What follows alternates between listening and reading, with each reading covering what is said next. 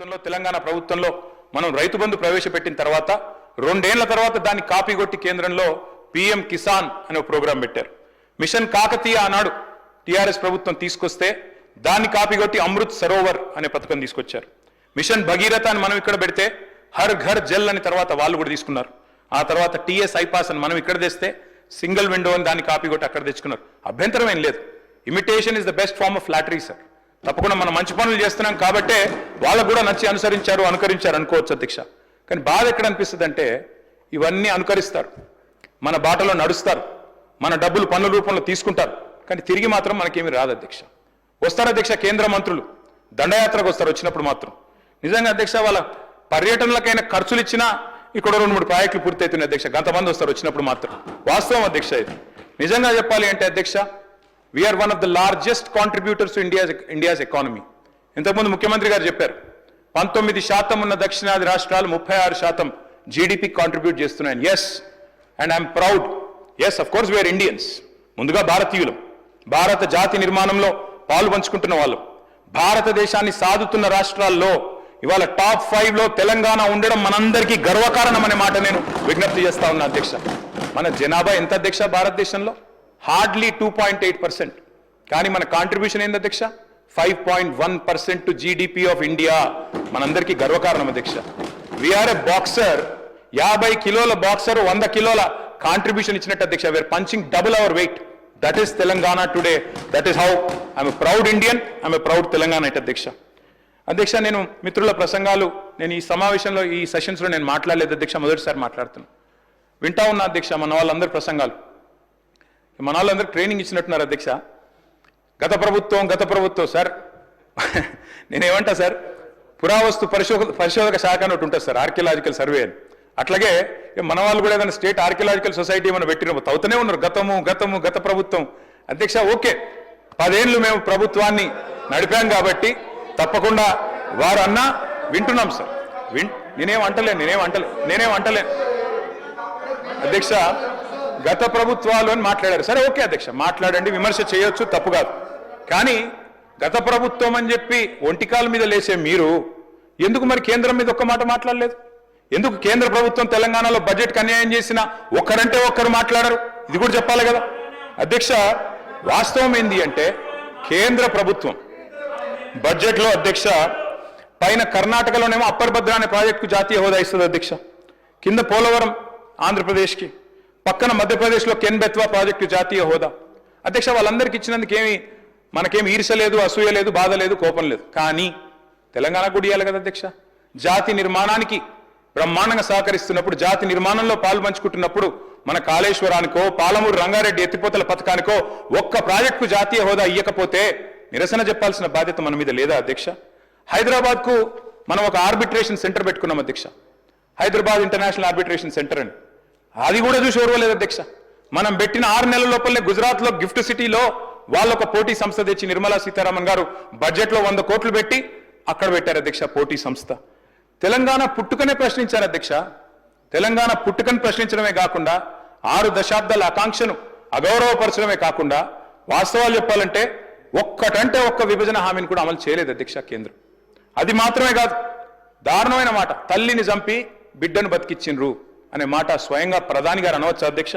ఇట్లా అవమానాల పరంపర ఒకవైపు. ఇవాళ డిప్యూటీ సీఎం గారు ఖమ్మం నుంచి ఉన్నారు అధ్యక్ష. వారి జిల్లా 7 మండలాలు ఒక్క పెన్నుపోటుతో ఆర్డినెన్స్తో లోవర్ సీలేరు విద్యుత్ కేంద్రం, మా వ్యవసాయ మంత్రి గారు కూడా అదే జిల్లా అధ్యక్ష, ఒక్క పెన్నుపోటుతో అప్రజాస్వామికంగా 7 మండలాలు లోవర్ సీలేరు విద్యుత్ ప్రాజెక్టును లాక్కొని పోయింది కేంద్రం కాదా అధ్యక్ష? అది మాత్రమే కాదు, మరి నిజామాబాద్ జిల్లాకు ఊరించి పసుపు బోర్డుని ఇచ్చారు అధ్యక్ష మొన్న. మరి ఆ పసుపు బోర్డు ఇప్పుడు మొన్న పెట్టినారు కానీ కేంద్ర బడ్జెట్లో ₹1 లేదు దానికి. ఒకవైపు ఏమో పసుపు ధర రావడం లేదు, మద్దతు ధర అని రైతులు రోడ్డు ఎక్కిన పరిస్థితి అధ్యక్ష. మరి మాట్లాడుతూ అధ్యక్ష వాళ్ళు పసుపు రైతులకు జరుగుతున్న అన్యాయం గురించి అధ్యక్ష. బయ్యారం ఉక్కు కర్మాగారం మాట ఇచ్చారు పునర్విభజన చట్టంలో, కానీ పెట్టరు అధ్యక్ష. మేము అడిగినాం 10 ఏళ్లలో 10 సార్లు 20 సార్లు అడిగినాం, పెట్టలేదు. ఈసారి కూడా మరి మీరు వచ్చిన తర్వాత కూడా మీరు కూడా కలిసినా వారు సహకరిస్తలేరు అధ్యక్ష. ఇక్కడ బయ్యారం గురించి ఒక మాట చెప్పాలి అధ్యక్ష. ఒక కేంద్ర మంత్రి గారు మాట్లాడతారు అధ్యక్ష, నేను వారి పేరు తీసుకొని బాగుండదు, మాట్లాడుకుంటూ అంటారు ఆయన బయ్యారంలో అక్కడ ఐరన్ ఓర్ క్వాలిటీ లేదు పెట్టలేమంటారు అధ్యక్ష. ఎగ్జాక్ట్గా బయ్యారం నుంచి 160 కిలోమీటర్ల దూరంలో ఛత్తీస్గఢ్లోని బైలదిల్లా గన్లు ఉన్నాయి అధ్యక్ష, ఇనుము గన్లు ఉన్నాయి.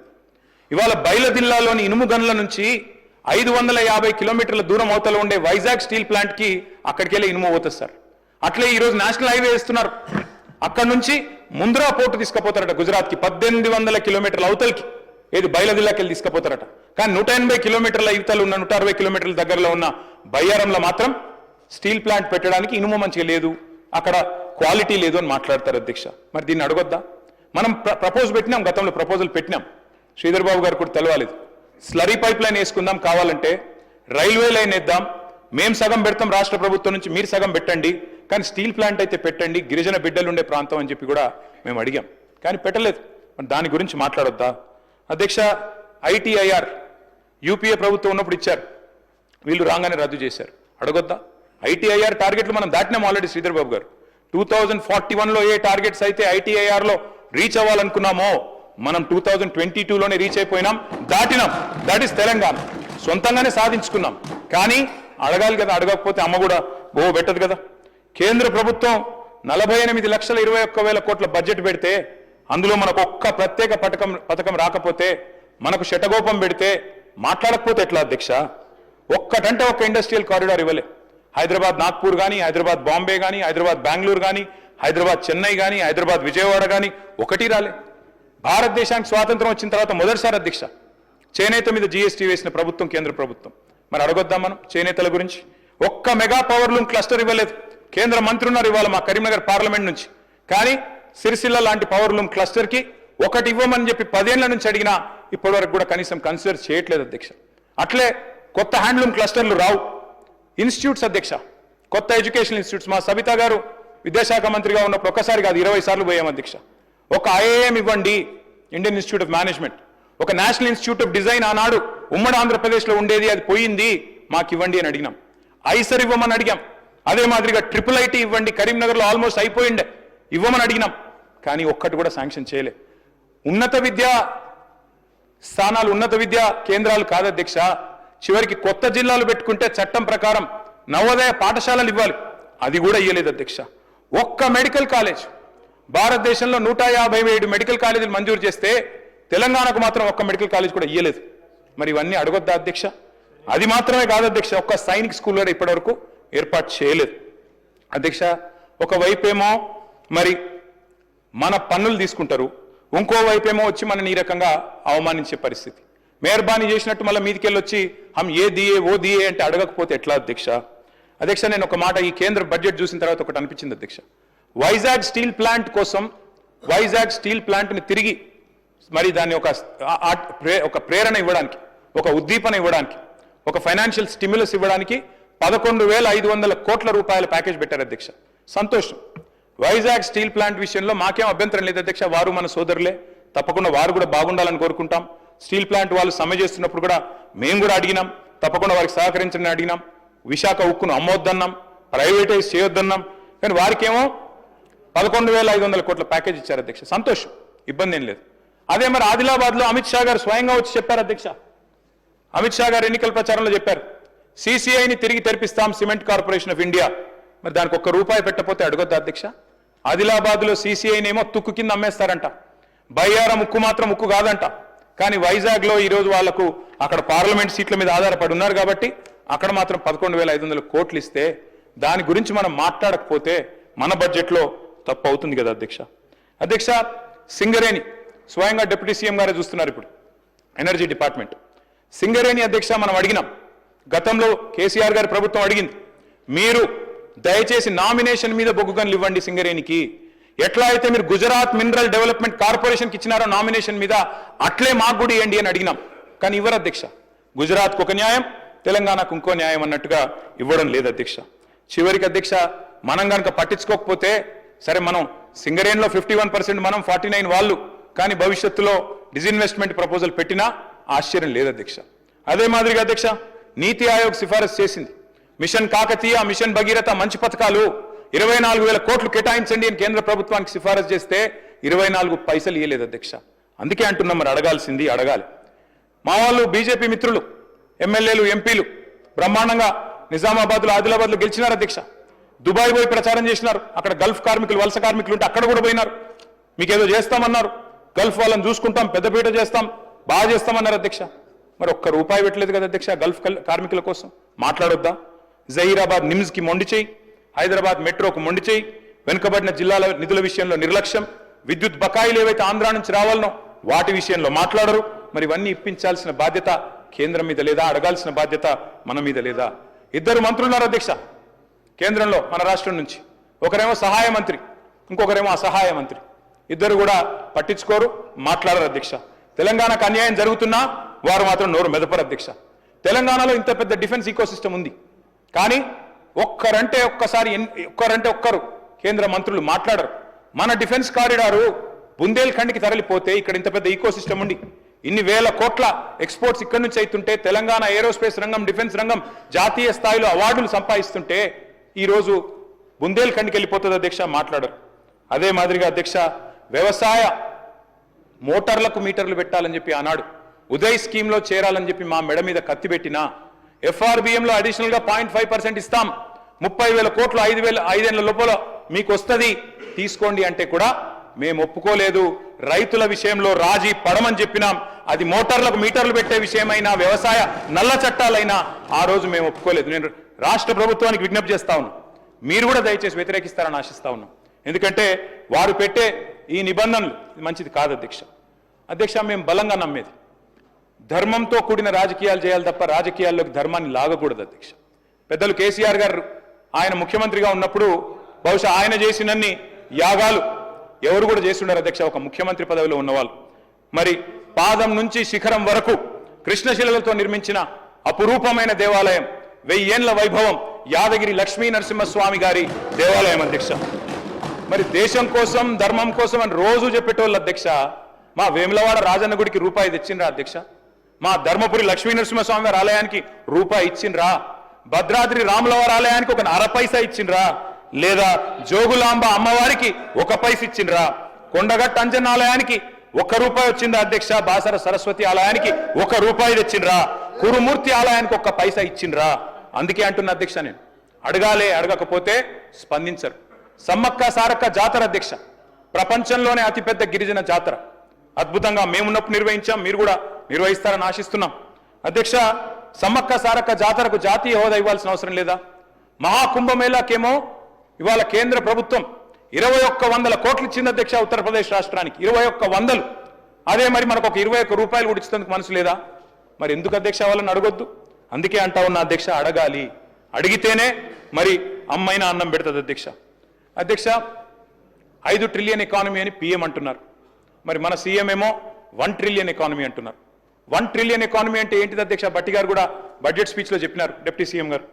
$1 ట్రిలియన్ అంటే అధ్యక్ష ఇవాళటి ధరల్లో తీసుకుంటే 88 లక్షల కోట్ల అధ్యక్ష.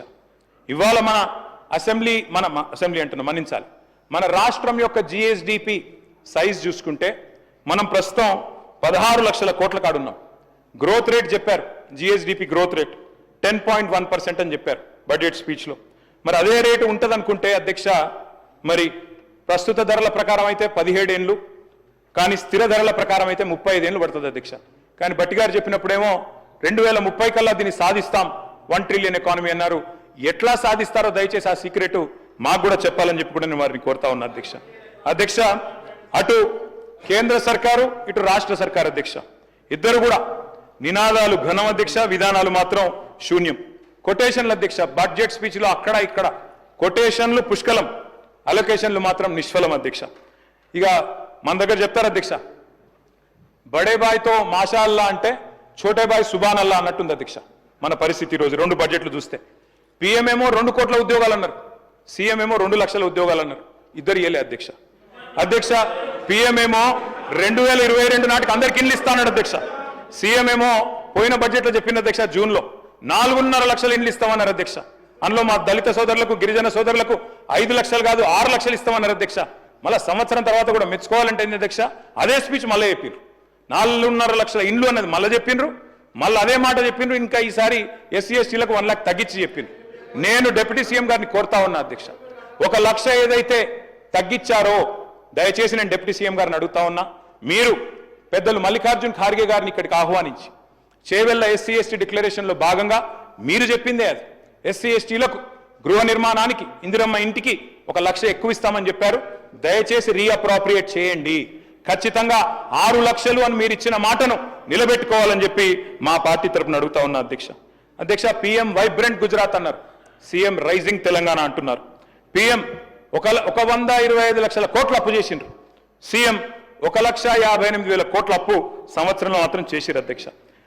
పీఎం ప్రతి ఖాతాలో 15 లక్షలు అన్నారు, సీఎం ఏమో ప్రతి ఖాతాలో 15,000 అన్నారు రైతులకి. ఇద్దరు వేయలే అధ్యక్ష. ఈస్ట్మన్ కలర్ లో సినిమా మాత్రం బాగా చూపెట్టారు అధ్యక్ష. కానీ తెలంగాణ ప్రజలకు అటు కేంద్ర బడ్జెట్తో ఇటు రాష్ట్ర బడ్జెట్తో ఒరిగింది మాత్రం 0 అధ్యక్ష. కేంద్రంతో సఖ్యత అన్నారు, సత్సంబంధాలు అన్నారు. మరి నేను అడుగుతా ఉన్నా అధ్యక్ష, ఈ సఖ్యతతో సత్సంబంధాలతో ఏం సాధించారో కూడా దయచేసి మీరు చెప్పండి, రాష్ట్ర ప్రజలకు వివరించండి అని చెప్పి కూడా నేను కోరుతా ఉన్నా అధ్యక్ష. పెద్దలు చెప్తారు, సత్యం వధ ధర్మం చెర, సత్యన్న వచనం శ్రేయ, సత్యం జ్ఞానం హితం భవేత్. అంటే సత్యమే మాట్లాడాలి, ధర్మాన్ని అనుసరించాలి అని చెప్తారు అధ్యక్ష. కానీ మరి లోకంలో అసత్యం అబద్ధాలు విజృంభిస్తున్నప్పుడు, హడ్డు అదుపు లేకుండా విచ్చలవిడిగా చెప్తున్నప్పుడు మౌనంగా ఉంటే అధ్యక్ష మనం కూడా అన్యాయం చేసిన వాళ్ళం అవుతాం. నిజం నిలకడ మీద తేలుతుంది అనుకుంటే మరి అందరం మునుగుతాం అధ్యక్ష. ఇవాళ నిజం నిమ్మలంగా నిద్రలేసే లోపల అబద్ధం అంతరిక్షాన్ని కూడా చుట్టొచ్చే పరిస్థితి అధ్యక్ష. అందుకే అధ్యక్ష అబద్ధాన్ని 100 సార్లు చెప్తున్నప్పుడు నిజాన్ని 1000 సార్లు చెప్పాల్సిన బాధ్యత మా మీద కూడా ఉంటుంది అధ్యక్ష. ఎన్ని రకాల అబద్ధాలు అధ్యక్ష, ఎన్ని రకాల అసత్య ప్రచారాలు చేశారు అధ్యక్ష, ఒక్కసారి గుర్తు చేసుకోండి అధ్యక్ష. మేము ఆనాడు ప్రభుత్వం నుంచి దిగిపోయిన తర్వాత మొదటి వారంలో అధ్యక్ష పేపర్లో వార్తలు, ఏదో ల్యాండ్ క్రూజర్లు కొన్నారు, విజయవాడలో దాచిపెట్టారు. ఇవాళ ఎవరు వాడుతున్నారు సార్ అవి ల్యాండ్ క్రూజర్లని? ఎక్కడ పోయినాయి సార్? అవన్నీ దాచిపెట్టారట. ప్రభుత్వం కొంటే కూడా గట్ల బదనాం చేయొచ్చా సార్ అధ్యక్ష? ప్రగతి భవన్లో 100 రూమ్లు. మినిస్టర్ గారు సార్ ఒక్క నిమిషం సార్, ఆయన బ్రేక్ ఇస్తా ఉన్నాము. మా ప్రభుత్వం వచ్చిన తర్వాత ల్యాండ్ క్రూజర్ కొనాలని కూడా ఆలోచన చేయలేదు అధ్యక్ష. కానీ వారు ల్యాండ్ క్రూజర్ రాబోయే 10-15 సంవత్సరాలు 20 సంవత్సరాలు మేమే ప్రభుత్వంలో ఉంటామని, మాకే ఈ ల్యాండ్ క్రూజర్లు ఉండాలని ఆలోచన చేసిన అధ్యక్ష. ప్రజలేం ఆలోచన చేసిండ్రు? ఈరోజు ఏ వాహనాలకు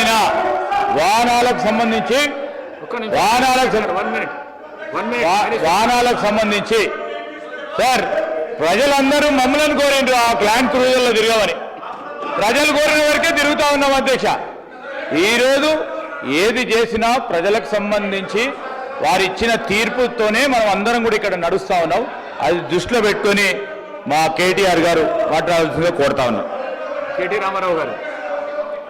రామారావు గారు. స్పీకర్ సార్, నేనేం అనలేదు అధ్యక్ష. తప్పకుండా యువర్ ఎలిజిబుల్ సార్. మీరు కూడా కష్టపడే ప్రజాక్షేత్రంలో కష్టపడే గెలిచి వచ్చారు. నేను వేరే అనట్లేదు. కానీ అసత్యాలు ప్రచారం చేసి అదేదో మేము దాచిపెట్టుకొని మేము మా కోసమే దాచుకున్నట్టు ప్రచారాలు చేయడం తప్పు అని చెప్తున్నా అధ్యక్ష. అట్లాగే ప్రగతి భవన్లో 100 రూమ్లు ఉన్నాయన్నారు అధ్యక్ష. 100 రూమ్లు. మరి ఇవాళ డిప్యూటీ సీఎం గారు అక్కడ ఉంటున్నారు. ఎన్ని రూమ్లు ఉన్నాయో బట్ అన్నా మీరే చెప్పాలి. ఎందుకంటే 100 రూమ్లను ప్రచారం చేసింది వారే. మేము ఉద్యోగాలు ఇవ్వలేదన్నారు అధ్యక్ష.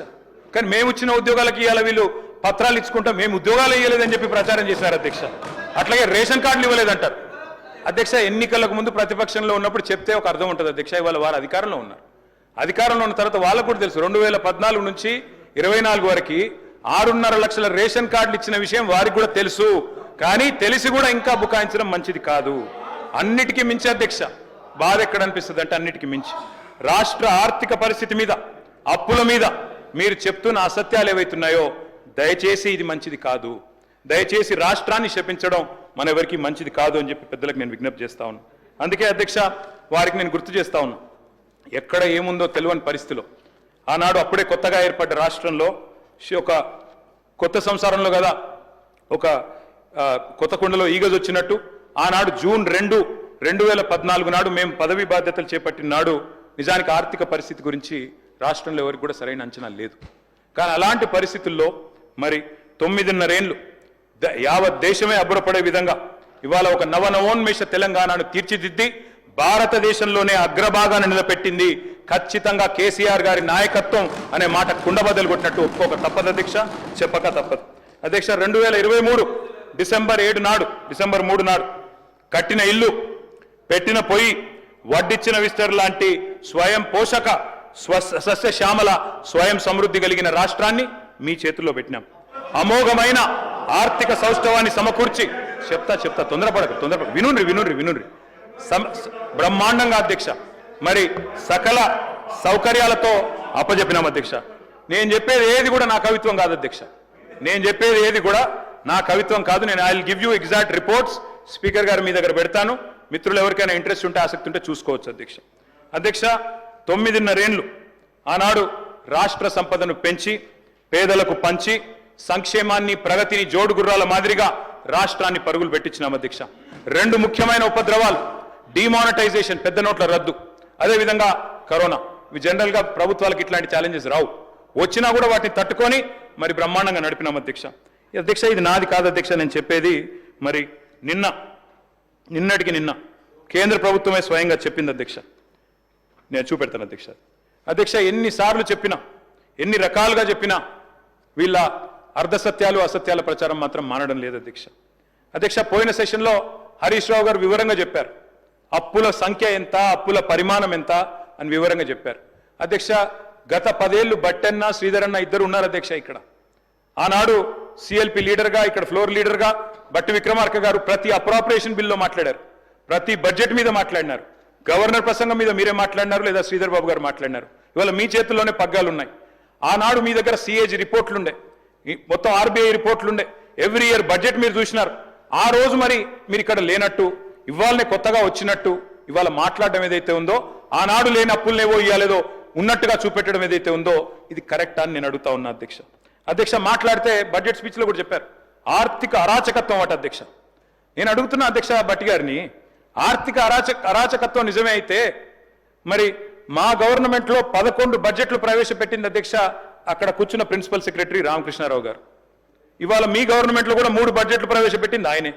ఆర్థిక అరాచకత్వం నిజమే అయితే మరి వారే ఉన్నారు కదా అధ్యక్ష ఆనాడు, మళ్ళీ వారిని మీరు కొనసాగిస్తున్నారు ఈనాడు. ఆనాడు నిజంగానే తప్పులు జరిగిన మాట వాస్తవమే అయితే నేనైతే I wish Ramakrishna Rao all the best, I hope that he'll also become chief secretary. కానీ నేననేది ఏమంటే అధ్యక్ష, ఆర్థిక అరాచకత్వం అని మాట్లాడి మరి వారిని అక్కడే కొనసాగిస్తున్నారు అంటే అయితే అదన్నా తప్పు లేదా ఇదన్నా తప్పు, ఏది తప్పు వారే చెప్పాలా అధ్యక్ష. 10 ఏళ్లలో నేను స్పష్టంగా చెప్తా ఉన్నా అధ్యక్ష, హరీష్ రావు గారు ఇదివరకు చెప్పారు, నేను కూడా చెప్తాను, లెక్క చెప్పమంటే మొత్తం చెప్తాను.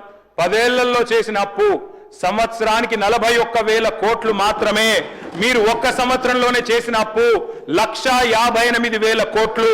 మేము చేసింది 41,000 కోట్లయితే మీరు ఒక్క సంవత్సరంలో దానికి 4 రెట్లు చేసినారనేది వాస్తవం అధ్యక్ష. అధ్యక్ష ఇది నాది కాదు అధ్యక్ష రిపోర్టు. ఇగో నిన్ననే మన అక్కడ కేంద్రంలో మనీష్ తివారీ గారని కేంద్ర కాంగ్రెస్ పార్టీ పార్లమెంట్ సభ్యుడు, ఆయన అడిగారు అధ్యక్ష నిన్న కేంద్ర ప్రభుత్వం, నిన్ననే మార్చి 24 నాడు వారికి రిప్లై వచ్చింది పార్లమెంట్లో. ఏమడిగినారు అధ్యక్ష, ఈ దేశంలో అప్పుల పరిస్థితి ఏంది, రాష్ట్రాల పరిస్థితి ఏందని అడిగినారు. కాంగ్రెస్ ఎంపీ గారు అడిగితే కేంద్ర ప్రభుత్వం ఇచ్చిన రిపోర్ట్ అధ్యక్ష, భారతదేశంలో 28 రాష్ట్రాలు ఉంటాయి. ఆ 28 రాష్ట్రాల్లో కింది నుంచి 4వ స్థానంలో ఉన్నది తెలంగాణ. డెట్ జిఎస్డిపి రేషియోలో 28 రాష్ట్రాల్లో కింది నుంచి 4వ స్థానంలో ఉన్నది తెలంగాణ అని చెప్పి కేంద్ర ప్రభుత్వం చెప్పింది అధ్యక్ష. అప్పు యొక్క పరిమాణం 4,22,000 కోట్లని, అదేవిధంగా 26.2% డెట్ జిఎస్డిపి రేషియో అని చెప్పి కేంద్ర ప్రభుత్వం చెప్పింది అధ్యక్ష. యంగ్స్టర్స్ చాలా మంది ఉన్నారు, మొదటిసారి వచ్చిన వాళ్ళు చాలా మంది ఉన్నారు. Sir debt is never seen in isolation. Debt అనేది, అప్పు అనేది దాన్ని ప్రత్యేకంగా ఒంటరిగా చూడడానికి వీలుండదు. నీ సంపద ఎంత, నీ పరిమాణం ఎంత, నీ రాష్ట్రం యొక్క జీడిపి సైజ్ ఎంత, దాని నిష్పత్తిలో అప్పు ఎంత, ఈ లెక్కనే చూస్తారు అధ్యక్ష. ఎందుకంటే నువ్వు మళ్ళీ తిరిగి కట్టే పతార ఉందా లేదా నీకు అప్పు అని చూసినాకనే అప్పిస్తారు అధ్యక్ష. అధ్యక్ష మన రేషియో 26.2. అదేవిధంగా ఒక్కసారి చూస్తే అధ్యక్ష వివిధ రాష్ట్రాలు, అరుణాచల్ ప్రదేశ్ అధ్యక్ష 57%, పంజాబ్ మొన్నటిదాకా Congress government debt GSDP ratio 46.6, Himachal ప్రస్తుతం కాంగ్రెస్ గవర్నమెంట్ 45.2, వెస్ట్ బెంగాల్ 38, కేరళ 36.8, రాజస్థాన్ మొన్నటిదాకా కాంగ్రెస్ 35.8, పక్కనే ఉన్న ఆంధ్రప్రదేశ్ 34.7, మన పక్కనే ఉన్న కర్ణాటక 26.5, మనం కర్ణాటక కంటే కింద 26.2తో ఉన్నాం అధ్యక్ష. అతి తక్కువ అప్పులున్న రాష్ట్రాన్ని పట్టుకొని జిఎస్డిపి పరిమాణంతో పోలిస్తే అప్పులు అప్పులు అని చెప్పి మీరనమే కాకుండా మీ వాళ్ళందరికీ చెప్పి రాష్ట్ర ప్రజల్ని ఇవాళ ఈ రకంగా తప్పుదోవ పట్టించడం కరెక్టా అధ్యక్ష? అది మాత్రమే కాదు అధ్యక్ష, వడ్డీలపై కూడా వక్రీకరణలు. అసలు ఎంత కడుతున్నాం, వడ్డీలు ఎంత కడుతున్నాం అని ముఖ్యమంత్రి గారి నుంచి మొదలు పెడితే కింది స్థాయి దాకా ప్రతిరోజు మాట్లాడుతున్నారు. అధ్యక్ష, I'm not quoting my own report అధ్యక్ష, I'm quoting the controller and auditor generals report, CAG report అధ్యక్ష, ఇది లేటెస్ట్ రిపోర్ట్. ఇందులోనే చెప్పారు, రాష్ట్ర ప్రభుత్వం స్పష్టంగా చెప్పింది, కాదు చెప్తున్నది, మొత్తం తెలంగాణ ప్రభుత్వం ప్రతి నెల అప్పులకు అసలుకు గడుతున్నది 1093 కోట్లు. నేను చెప్పేది 24-25 ఇయర్. ప్రతి నెల వడ్డీలు గడుతున్నది 1662 కోట్లు. రెండు కలిపితే అసలుకు వడ్డీకి రెండు కలిపితే మొత్తం అయ్యేది 2755 కోట్లు. 2755 కోట్లు. కానీ ముఖ్యమంత్రి గారి నుంచి మొదలు పెడితే, డిప్యూటీ సీఎం గారి నుంచి మొదలు పెడితే, ప్రభుత్వంలో ఉన్న ప్రతి ఒక్కరూ మన రాష్ట్రాన్ని మనమే బదనాం చేసుకునేటట్టు 6500 కడుతున్నాం, 7000 కడుతున్నాం, అప్పులు కట్టంగా ఏం మిగులుతలేదు అని వాళ్ళందరికీ నేర్పిస్తే ఇది కరెక్టే అధ్యక్ష? అధ్యక్ష, నేను అడుగుతా ఉన్నా అధ్యక్ష, దేశంలోనే బెస్ట్ డెట్ మెచ్యూరిటీ ప్రొఫైల్ ఉన్న రాష్ట్రం నాది కాదు అధ్యక్ష. ఇది handbook of statistics on Indian states 2024. I would like to refer honourable deputy chief minister to this. అధ్యక్ష, RBI report weighted average maturity index లో first best state in debt management Telangana. ఇది నా కవిత్వం కాదు అధ్యక్ష. అధ్యక్ష, మేము తెచ్చినవన్నీ కూడా తెలంగాణ దీర్ఘకాలిక రుణాలు, ఏవి కూడా షార్ట్ టర్మ్ లోన్స్ కావు, ఇమ్మీడియట్ రీపేమెంట్ ప్రెజర్స్ లేవు. మరి రుణ నిర్వహణలో నేను చెప్పడం కాదు, ఈపీడబ్ల్యూ అనే మ్యాగజైన్ ఉంటుంది అధ్యక్ష, ఎకనామిక్ అండ్ పొలిటికల్ వీక్లీ అని. ఆ మ్యాగజైన్ చెప్తా ఉంది, డెట్ మేనేజ్మెంట్ లో second best state in the entire country is Telangana. అధ్యక్ష, నేను ఇంకొక మాట కూడా వారికి చెప్తా ఉన్నా అధ్యక్ష, అప్పు చేసి మేము పప్పు కూడా తినలేదు అధ్యక్ష, అప్పు చేసి రాష్ట్రానికి సంపద క్రియేట్ చేశాం. ఇది నా రిపోర్ట్ కాదు, కాగ్ రిపోర్ట్. కాగు వాళ్ళు బిర్యానీ మంచిగానే పెట్టిరు, తిన్నా, మధ్యాహ్నం తిన్నా. ఇప్పుడు అధ్యక్ష, స్పీకర్ గారు మంచి బిర్యానీ పెట్టారు, థ్యాంక్ యూ సార్. సార్, ఇది CAG report sir. I will send this to the deputy chief minister. ఏం చెప్పారు అధ్యక్ష ఇందులో? మొత్తం గత 6 ఏళ్ల లెక్క ఇచ్చినారు అధ్యక్ష. ఇందులో ఏం చెప్పారంటే, మొత్తం తీసుకున్న అప్పుల్లో 87% అప్పులు క్యాపిటల్ ఎక్స్పెండిచర్ మీద పెట్టింది తెలంగాణ ప్రభుత్వం. క్యాపిటల్ ఎక్స్పెండిచర్ అంటే ఏంది అధ్యక్ష? అభివృద్ధి మీద పెట్టే పెట్టుబడి, భవిష్యత్తు మీద పెట్టే పెట్టుబడి క్యాపిటల్ ఎక్స్పెండిచర్ అధ్యక్ష. అధ్యక్ష, అదేవిధంగా అధ్యక్ష